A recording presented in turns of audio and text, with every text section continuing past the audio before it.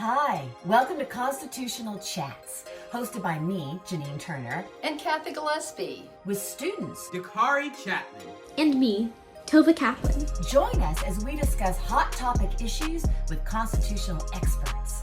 It's sponsored by Constituting America.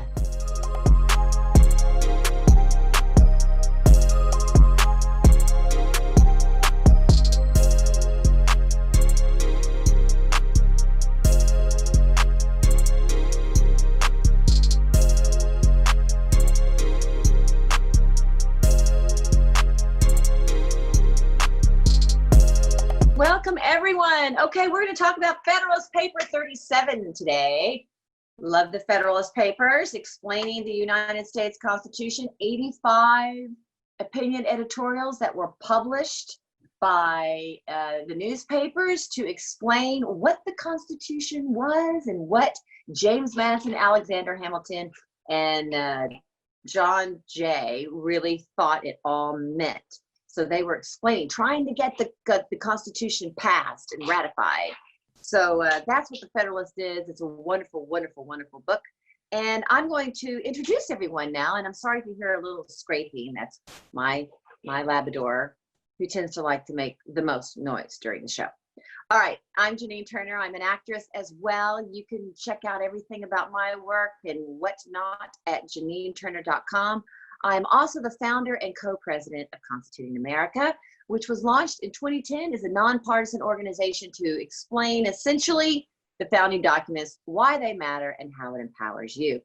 My co-president, the co-president, not my co-president, is Cathy Gillespie. Cathy Gillespie is was a chief of staff on the Hill forever, and she has also been chosen as one of the select, prestigious 16 people to chair the Semi-Quincentennial Commission for the 250th birthday of America, of our Declaration of Independence. Cathy Gillespie, say hello.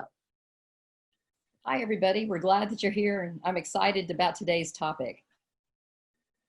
Me too. Okay, I'm going to introduce the two brilliant students that are with us on this show every day. They work behind the scenes. They help us choose topics, and they ask their own questions, and we just absolutely think we are the luckiest people in the world to be working with these two young students. So Tova Kaplan is absolutely brilliant. She is 16 years old. She's just 16. She lives in Illinois.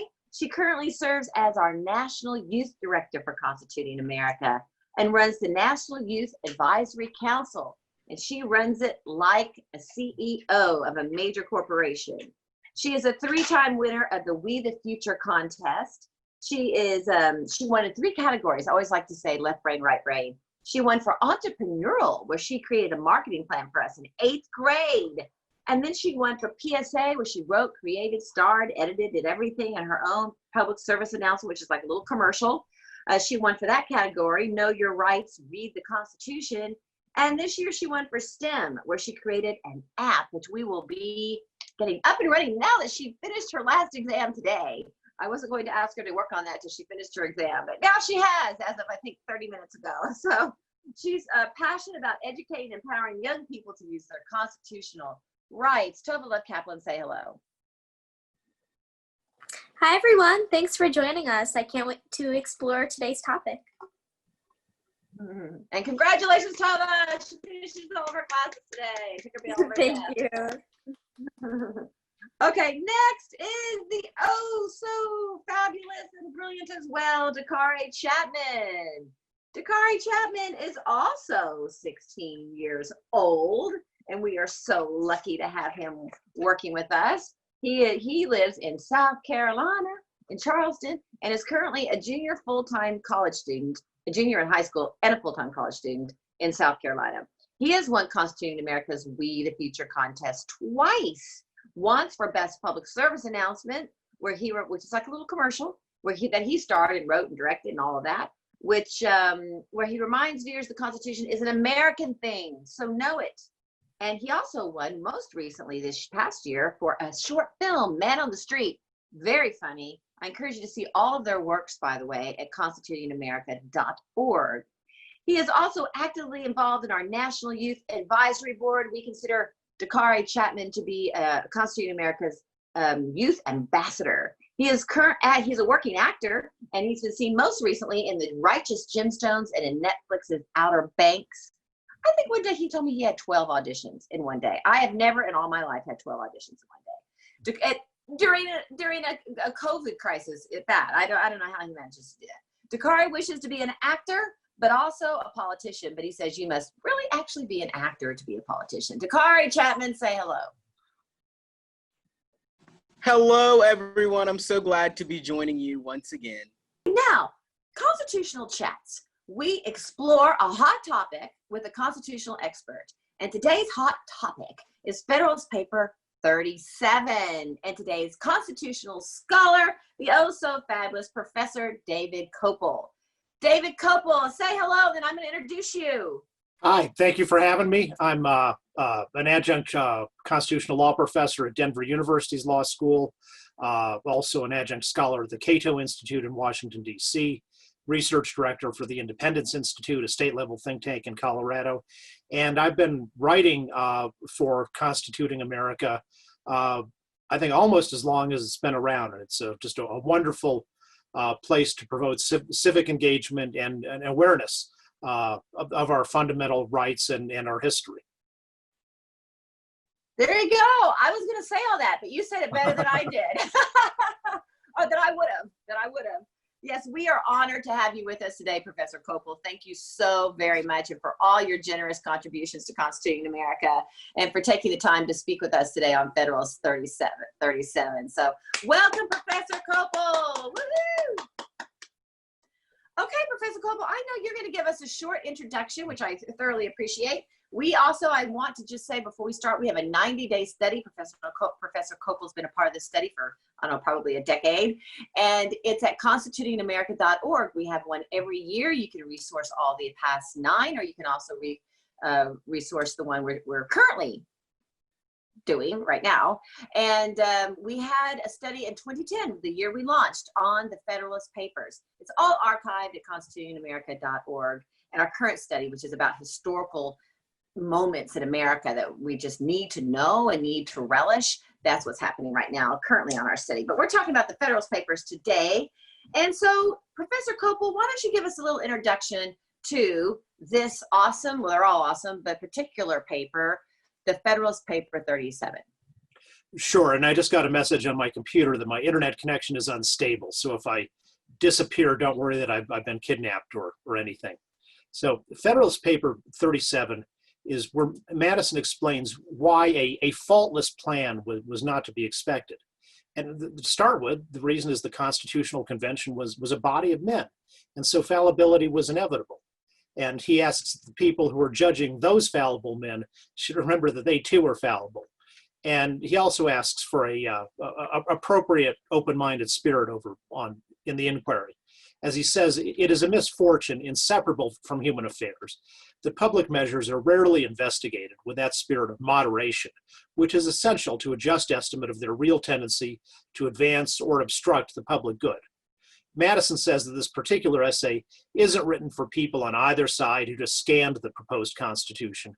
Rather, it's for moderates who are interested in serious inquiry. He points out the difficulty of drawing perfect or precise dividing lines in anything. And so in the constitutional project, this is shown by the inherent difficulty in achieving the necessary balance. On the one hand, a government has to have energy and stability to protect the nation from external or internal danger and to execute the laws, which is part of the purpose of government. And for energy and stability, this would mean long terms of office and the concentration of power in a single hand. Now, how to properly mix that with Republican principles, which are for short terms and power dispersed in large bodies like legislatures. That was one of the first challenges in drawing the lines. The second difficulty was what he calls the proper line of partition between the federal and state governments. And obviously that has always been a continuing question in constitutional law and interpretation. As Madison points out, the limited nature of the human mind and of human senses make perfect divisions of anything impossible.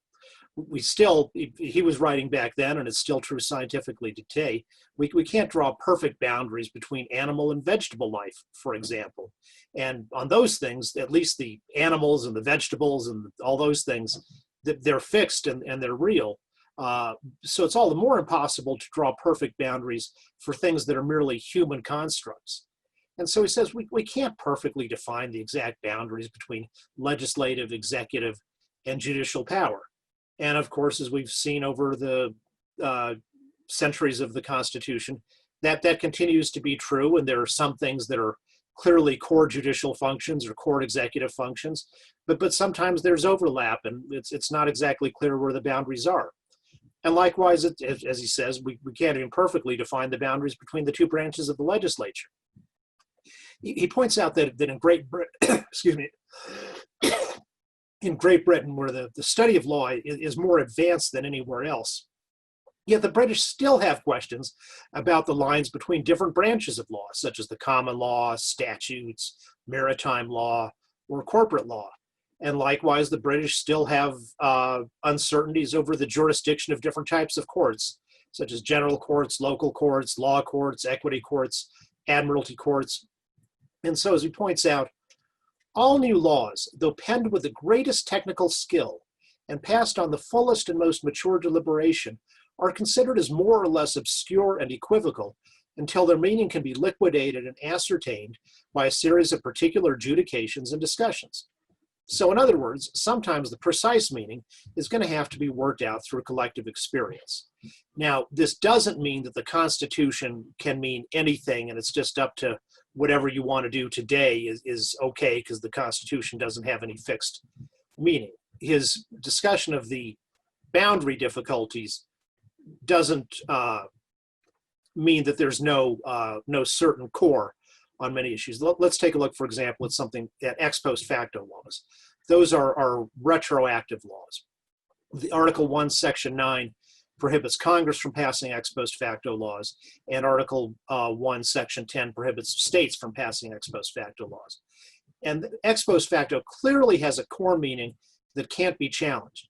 It means you can't create a criminal punishment for an act that was legal at the time that it was done. So if in 10 years somebody said, well, it's illegal to talk about the Constitution on Zoom, putting aside the First Amendment, they could make that law going forward, but it wouldn't be valid to punish us for doing in 2020 what was legal at the time.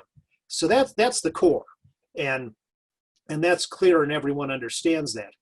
But what about ex post facto in a civil law? For example, the tax law changes retroactively, and so the taxes you paid in 2017 get changed, and now you got to pay more, even though you paid the exact right amount based on the tax laws of 2017.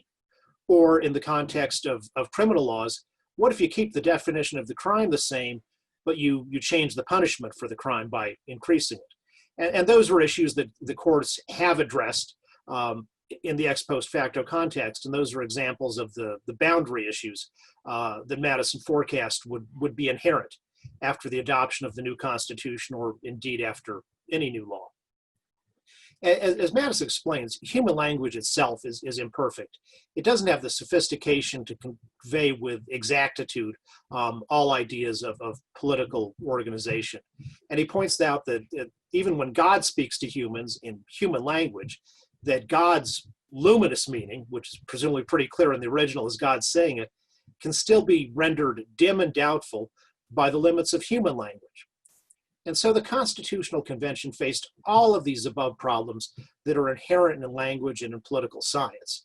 Now, fortunately, says Madison, the convention was not contaminated by the pestilential influence of party animosities, but it did have some additional challenges from the different interests of large states versus small ones, and even the difference within the states among the regions and classes that comprise every state.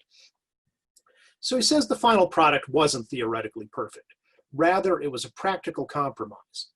In the end, every state delegation supported the final product because either they were satisfied with the compromises or because they saw the necessity of improving the Articles of Confederation, and that was so clear that they didn't want further delay.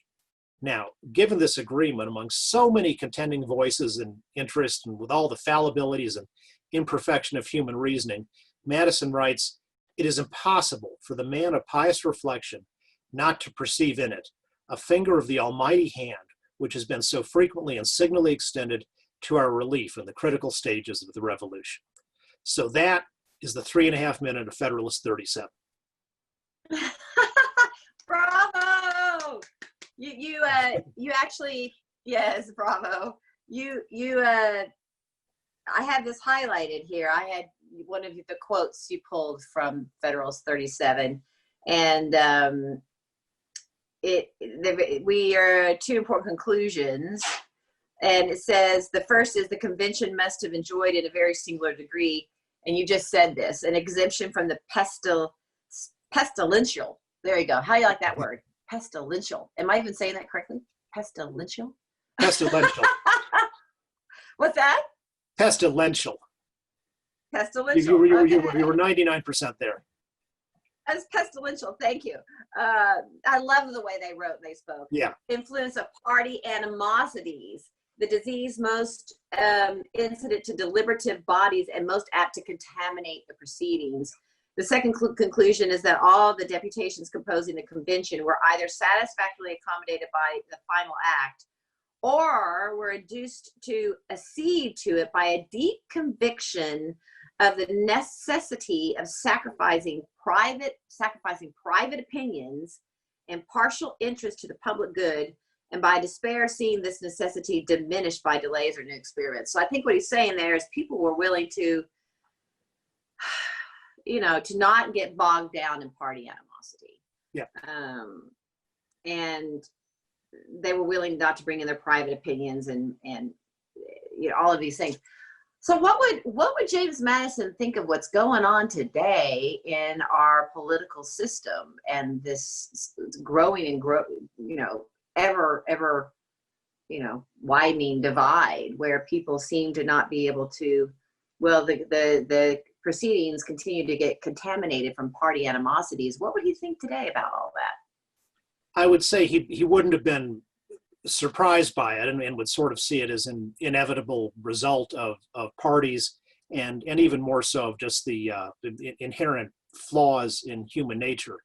And the hope of him and the others, as he wrote that elsewhere in the Federalist Papers, is, we're not always going to have enlightened statesmen at the helm. So the idea of the Constitution is most of all, as Harvard professor Lawrence Tribe and others have written, it wasn't something that was enacted to maximize utility or create the most efficient government possible. It was made strongly to be an anti-tyranny mechanism. And so I think he would have to have some satisfaction in how well, to some degree, the checks and balances of the division of powers into the three branches has been working, and how even when you have, and we don't have to name names, we could find a lot in the different political parties, people who really are just motivated by a narrow, small, excessively partisan spirit that the Constitution operates so that the power is checked against power, and we've at least so far preserved our liberty, even with some very imperfect elected officials today, and also in past times. But I think he'd also urge the American people to, some of them, to grow up a little bit and stop being so hyper about one side or the other, and to have more of that spirit of moderation, of fairly looking into the matter instead of just deciding what side you're on and trying to scream the loudest.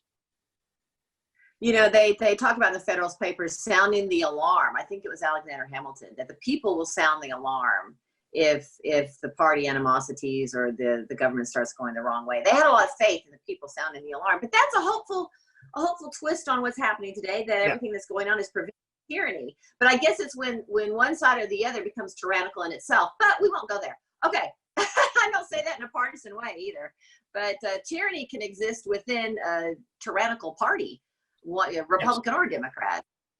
Okay, so Tova Kaplan.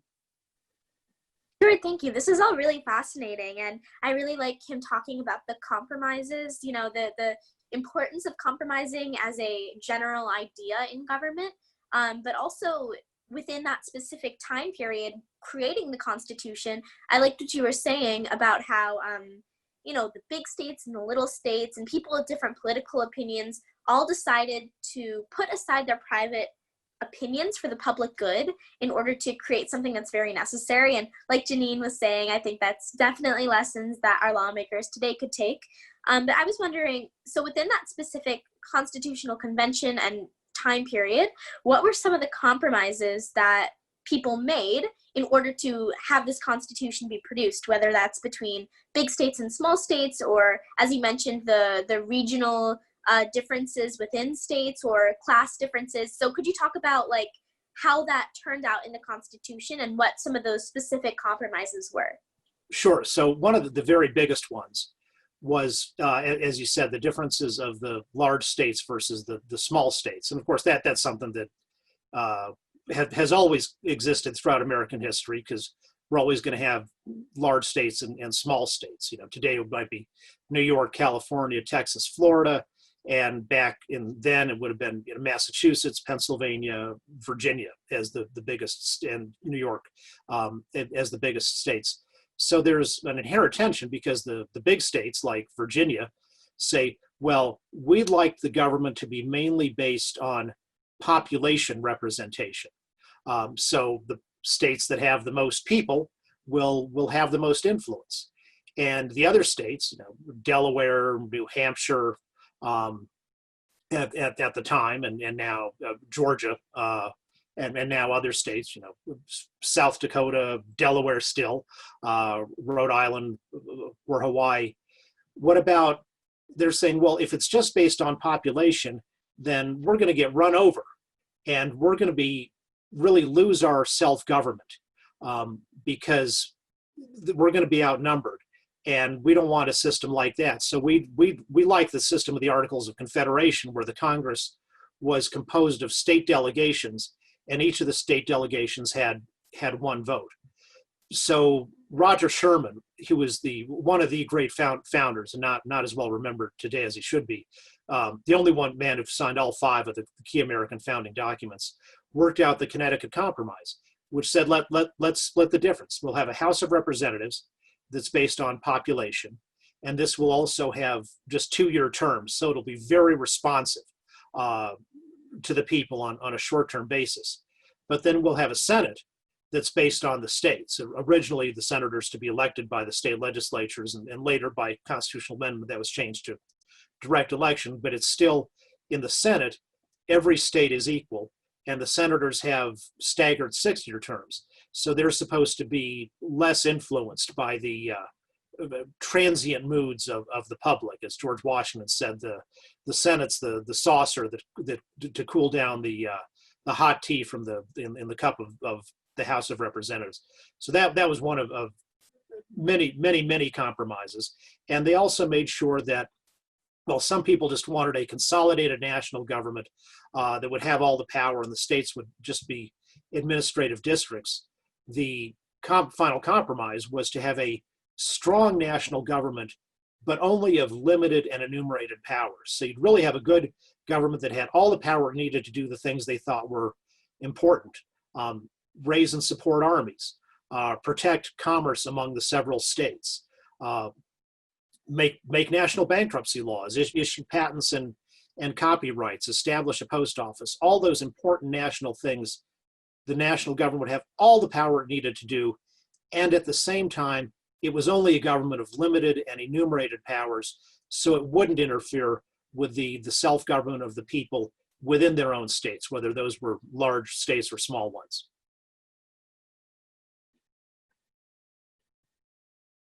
Fascinating. I have a question that's something that you just said I want to key off of, but Dakari, do you have to get off? I do. I have a director's interview. All right. So is that, do you have time to ask a question? Is that in 2 minutes or Yes, what? ma'am. Yes, ma'am. I can answer. I can ask a question. I actually was very intrigued by the same quote that Janine mentioned. it fascinates me, that one quote. And it also fascinates me that many of the founding fathers felt very strongly about parties. And my question is, why do you think that is? I mean, George Washington clearly outlined it in his farewell address, and now we hear Madison talking about it here. I think they accurately viewed parties as things that provoke strife and contention, and people think about their party interest more than the national interest. But I think that their hopes about parties didn't come true, because there were different visions about which way this new government should go. And one side was Hamilton, who wrote a lot of these Federalist Papers, and the other side was led by Madison. And they had, still sticking both of them within the text of the Constitution, they had different understandings and different policy issues. And it's appropriate, it's understandable and appropriate that people would organize themselves around those different philosophies. And we know them as the Federalists with Hamilton, and the Democratic Republicans with the Jefferson and Madison party. But we see that a few decades later, after the Federalist Party had kind of imploded by being ultimately on the wrong side of the War of 1812, and so there was really only the Democratic Republican Party left, and they assimilated a bunch of the Federalists. And this was under the administration of James Monroe, who was elected president in 1816 and then unanimously reelected in 1820. That even then, although it was there was only one party left, that party itself split into different factions, and they were contending with each other. And in fact, Jefferson wrote a letter to President Monroe, and he said, "You know what? I thought if we ever succeeded in beating the Federalists and wiping them out, that our own party would promptly split into different factions." And in fact, that is what did happen. So even when you have a temporary one-party situation, or in a sense, no party, factionalism seems to be an inevitable part of human nature. And which is okay in a way, because it's partly about disagreements on what the government should do.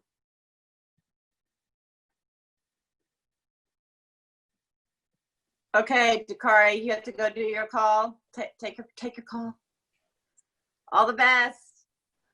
Thank you. Break a leg, as we say in the biz.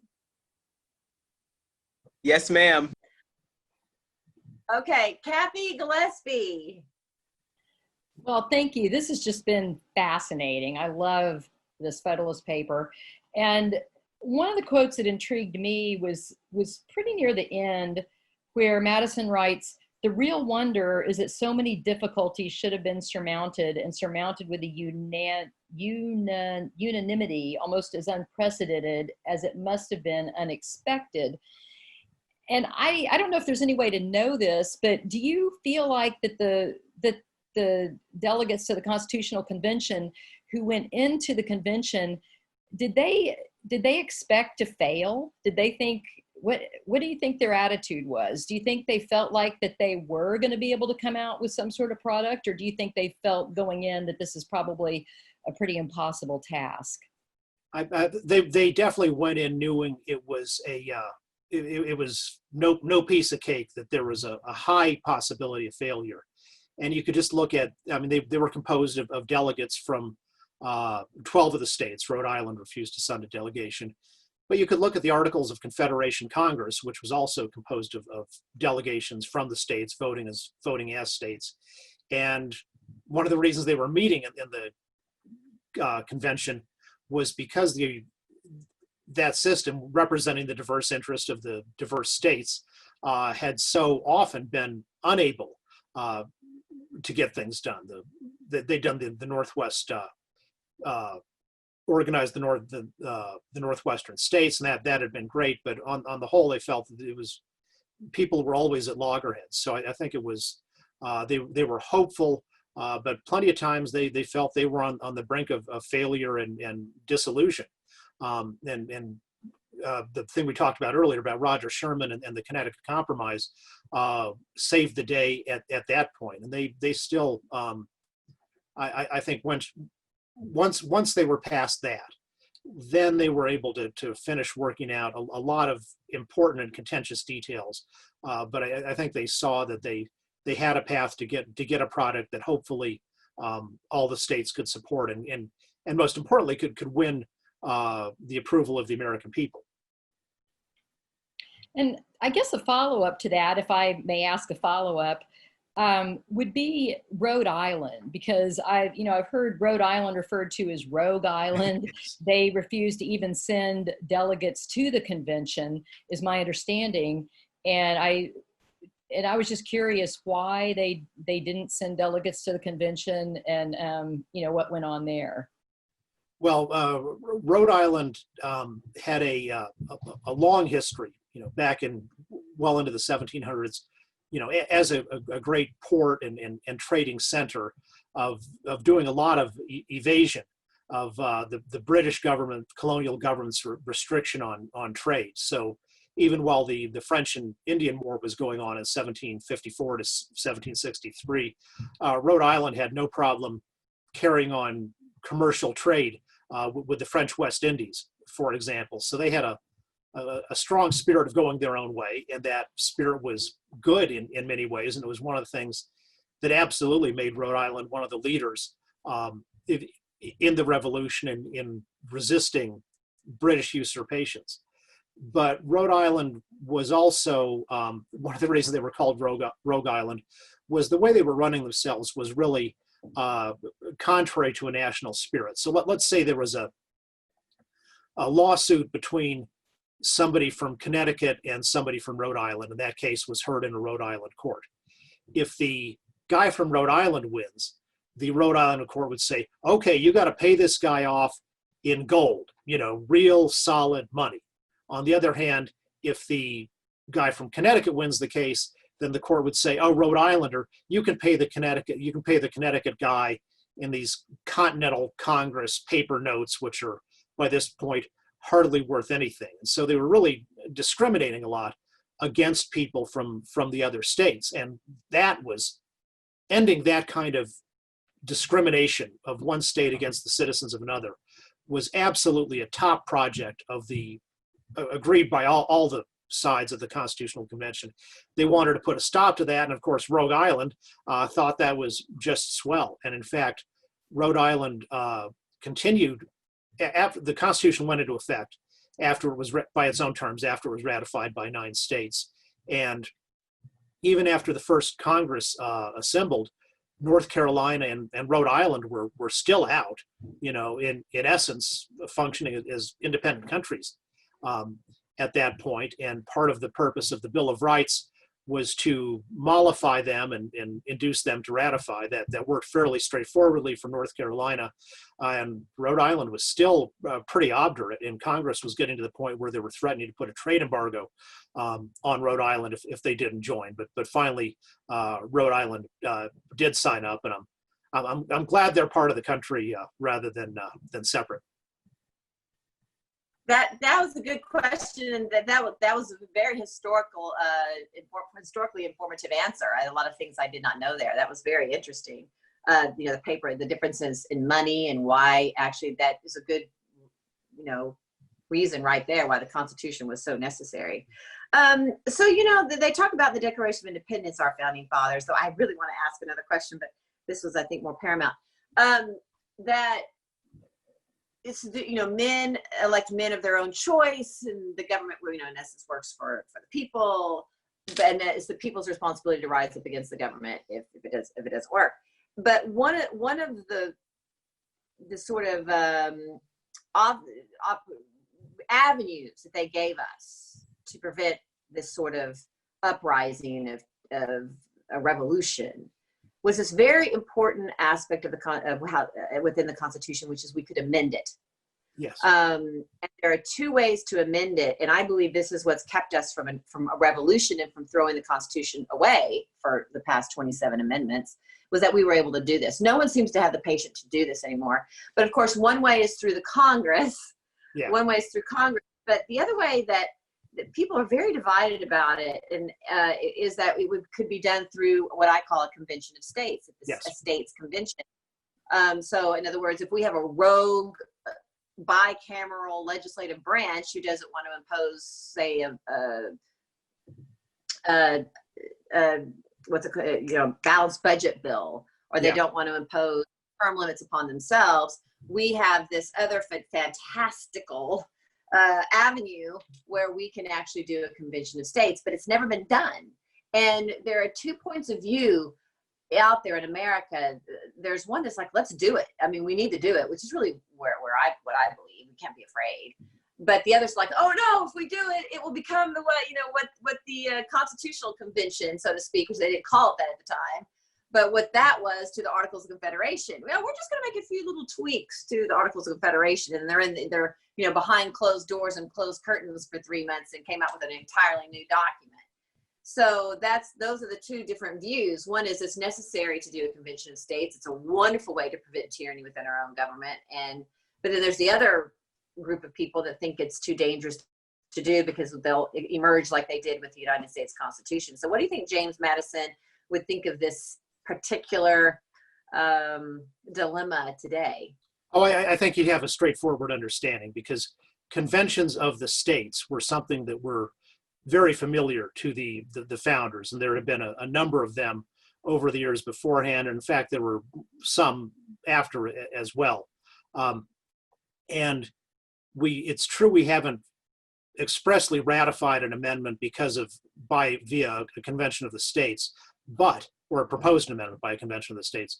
But the 17th Amendment, so that the people can vote directly for their U.S. senators, obviously that wasn't so popular in the U.S. Senate. And it was only the growing number of states that had issued a call for a convention, which finally got Congress to, on its own, pass a proposed amendment for direct election of senators and then send it to the states for ratification. That's happened a number of times, where the threat of a growing number of state conventions has been enough to induce Congress to do the right thing, at least from the conventioneer's point of view. My Independence Institute colleague, Rob Natelson, who's retired from teaching at University of Montana Law School and others, has written extensively, and he's the leading scholar on conventions of the states. So you just look up Robert Natelson, Natelson, and Convention of the States, and you'll find tons of work on this. The theory that the Philadelphia Convention was a runaway convention was really a theory that was kind of invented by the John Birch Society in the 1960s, and then taken up by some law professors who really clearly hadn't done the original research to have knowledge of this. It is true that the Articles of Confederation Congress, which called for a convention, was only issued a call to say, let's just have a convention to revise and approve the Articles of Confederation. And what the Philadelphia Convention did was not improve the Articles of Confederation, but get rid of them entirely and build a new structure. But as Natelson points out, what controls the convention delegates in any convention of the states is their instructions from the state legislature. And all of the states that went to the convention, 11 of them had express authority from their state legislatures to create a new constitution. The one that didn't was New York, and so for a while New York kept abstaining till it could get further instructions from its state legislature. And of course, Rhode Island was setting the whole thing out. So the Philadelphia Convention was not at all a runaway convention. It was acting expressly within its instructions from the state legislatures. And that remains true today. If you have a constitutional convention for, say, a balanced budget, then that's the only topic on which the convention delegates can vote or act. And Natelson details the procedures of how that goes and what discretion they have within that. But we've never had a convention, including the Philadelphia one, that was a runaway that exceeded its instructions from the state legislatures. That is so incredibly wonderful to know. We should cut that out and put it all over the internet, because that is the perpetuating opinion and fear, is that, oh, look what happened with the convention in 1787. It was a runaway convention. But to know now that 11 of the colonies had given express, state legislatures had given express approval for a new constitution is really fascinating. Fascinating. And that just is a game changer. It really, really is a game changer for our constitutional convention, because I'm a proponent of it. And so that means that the state legislatures would be very specific. And that's what they've said. They've done mock constitutional conventions where they try to appease people and say, look, it's not going to be that bad. And that the state legislatures say exactly what they're supposed to do. Yes. Fascinating. I am so glad you answered that. Okay, brilliant. All right, Tova of Kaplan. Yeah, thank you. And do a follow-up, Tova. You can go ahead and do a follow-up. Sure. So one thing that I was, thinking about when listening is I was wondering if you could talk more about the actual Articles of Confederation, especially for students who might not know that much about it. Like, what was so fundamentally bad about it that, like, pretty recently after they passed it, they had to go back and basically scrap it and change it with 11 of the states' permission, as I recently learned. And so what was so bad about it? But also what I find intriguing is that it was kind of the same people and same climate that created, yes, the Articles of Confederation, but also the Constitution. So what made people change their minds? Like, what changed about the country, or what was, in the Federalist Paper, he was talking about kind of the idea of an American experiment and how, experience is what's needed to, make our government the best it can be. So what was the experience with the Articles of Confederation? What was its flaws? And why did so many people change their minds? Sure. So the United States declared independence on July 4th, 1776. And that was the act of the Continental Congress with delegates from all the states and voting as state units.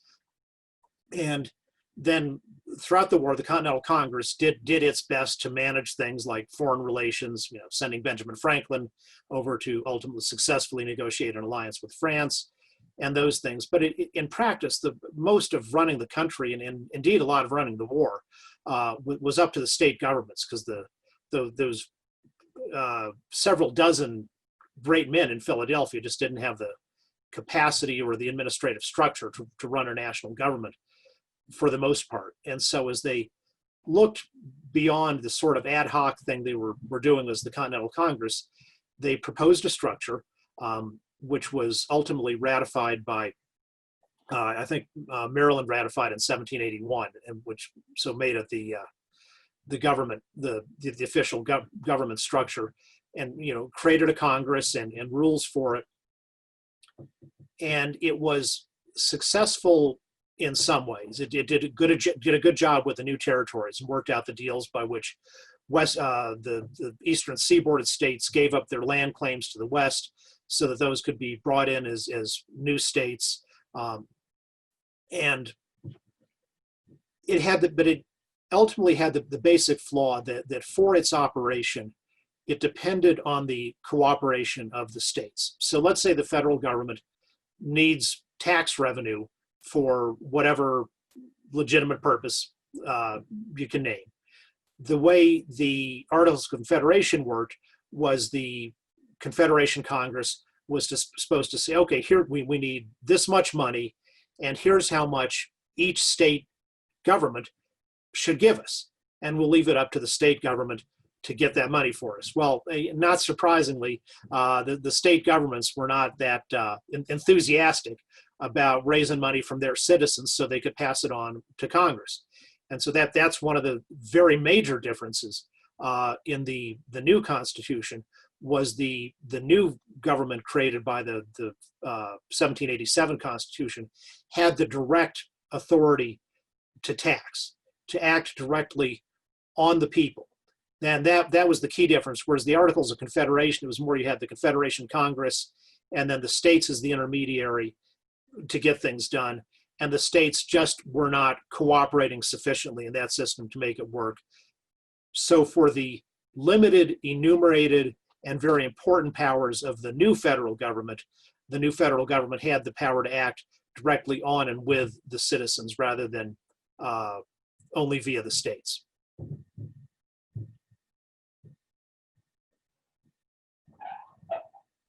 Do you have a follow-up, Tova?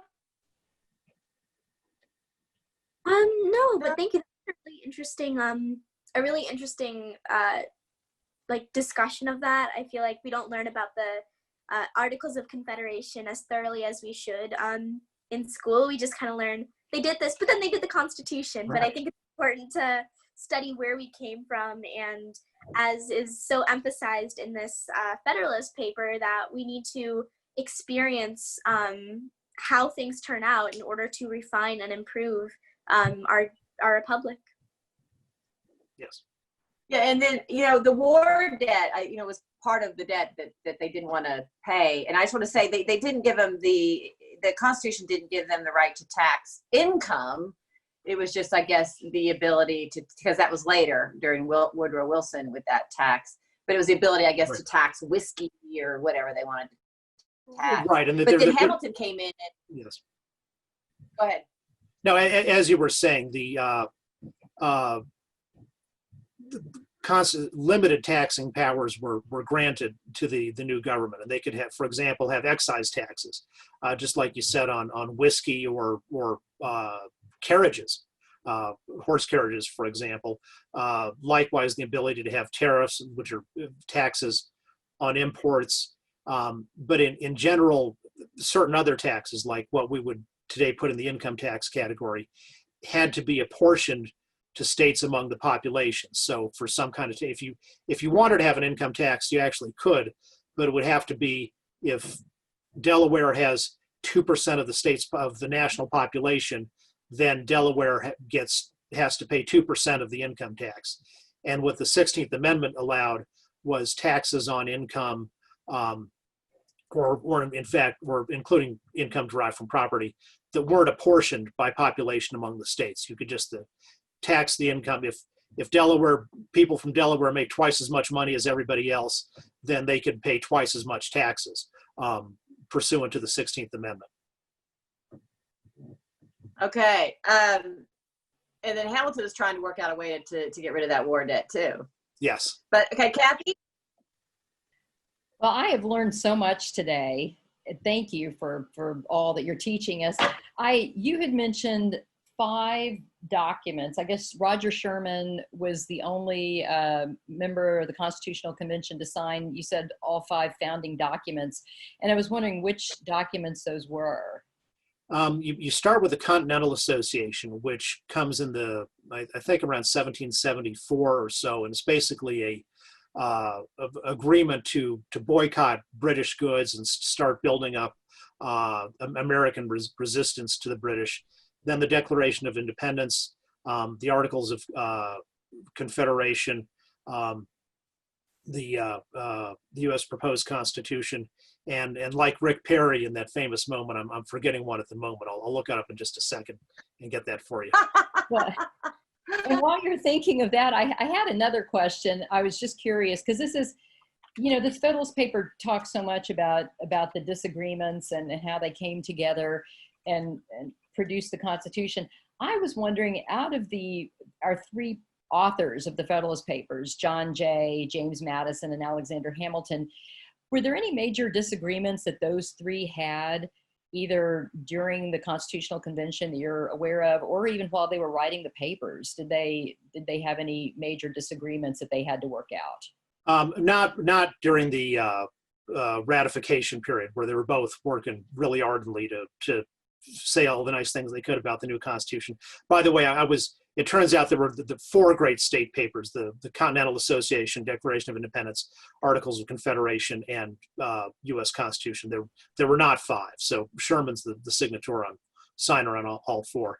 I think everybody at the convention disagreed with Hamilton a lot. Among all the people at the convention, he was the one who most liked the existing British system and thought it would be pretty swell for the United States to adopt something like that. And that was monarchy was a pretty discredited idea in the United States by that time. So, and he didn't want a formal monarchy, but he didn't mind monarchical kind of stuff. So for example, in Great Britain, the upper house of the legislature, the House of Lords, was partly based on inheritance, and was people who had that office for life. And he would have been happy to have the senators, for example, have life terms, and nobody else like that very, very much. So he was on many, many issues at the convention, a real outlier. And then the convention, but they all worked together to get the new Constitution ratified. Because all of them, Madison and had his own ideas that he came in with, and had to give up some of those in the spirit of compromise. He was one of the ones who wanted just strict representation by population, because he was a Virginian, and that he thought that made sense. And then, of course, after the convention got ratified and the new government went into operation, they had all kinds of sincere disagreements about things, and that division between Madison and Jefferson on the one side versus Hamilton on the other was the beginning of our first party system. As you talk about that Hamilton wanted senators to be able to have it echo the House of Lords, they could be senators for life. Isn't it interesting, really, that they didn't put a term limit on the president? I guess they felt that the president could be the president for life if the people, but I guess the caveat is that the people were electing, or the electors were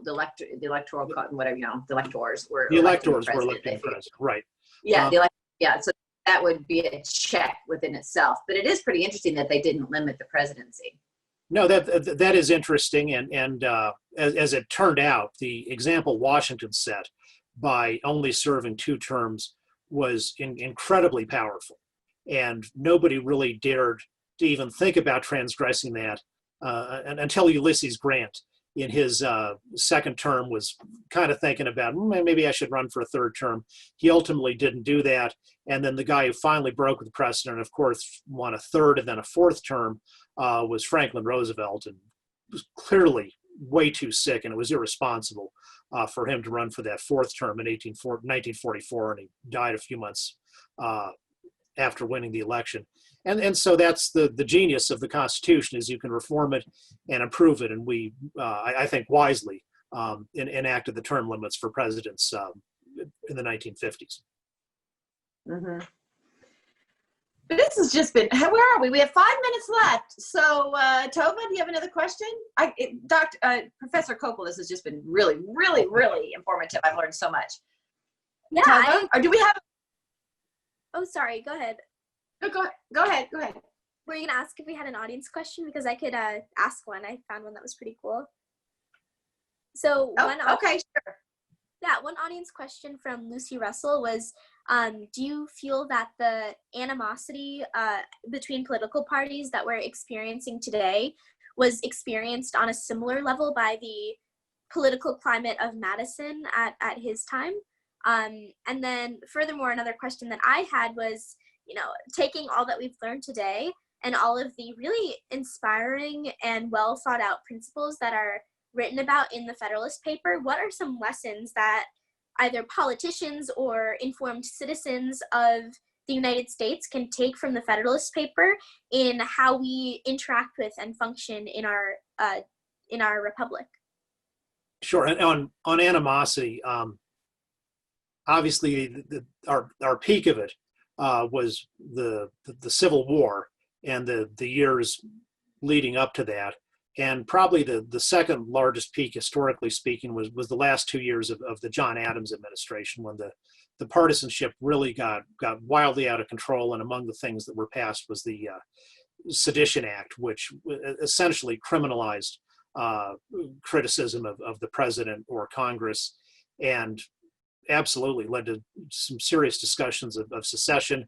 And also, it's the beginning of something that's been long-standing in our political tradition, with the Kentucky and Virginia resolutions of those states acting to try to protect their people from these abuses of national power. But I think across American history, the solution is not to expect the most partisan people to behave decently, but it's for we the people, to take the lead in setting a good example and demanding that of our elected officials and leaders, and including in how we engage in public dialogue about seriously listening to each other and having discussions, and not, you're more put on this earth so you can do some tweet that owns the libs or shows what a politically correct social justice warrior you are. You're put on this earth as a social animal to learn how to get along with other people in society. And part of that means listening to them sincerely rather than just caricaturing their ideas and living in your own hostile bubble where you're ready to condemn other people without really thinking about them or trying to engage with them.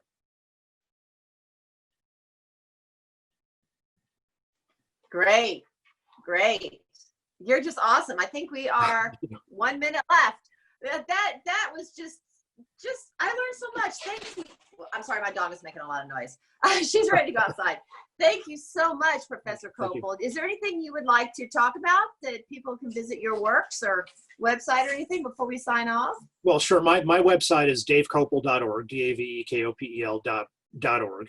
And the Independence Institute website, if you go to independenceinstitute.org, that's there. And that's, if you dig around through that, you can find Professor Nadelson's writings on topics like the Constitution, on conventions of the states, and lots of other constitutional topics. But I'd say that this is one of the programs that makes me feel optimistic about the future, about bringing people all across whatever their political beliefs together to respect and learn our shared constitutional heritage, which has kept us working successfully as a country for over 2 centuries. And hopefully we can honor that by making it work in the future. Well, thank you. Well said. And thank you so much for gracing us with your brilliance today. Thank you. Thank you. Thank you so much. It's been a great. I love this. And Professor Kopel, once again, thank you so much. Learned a bit about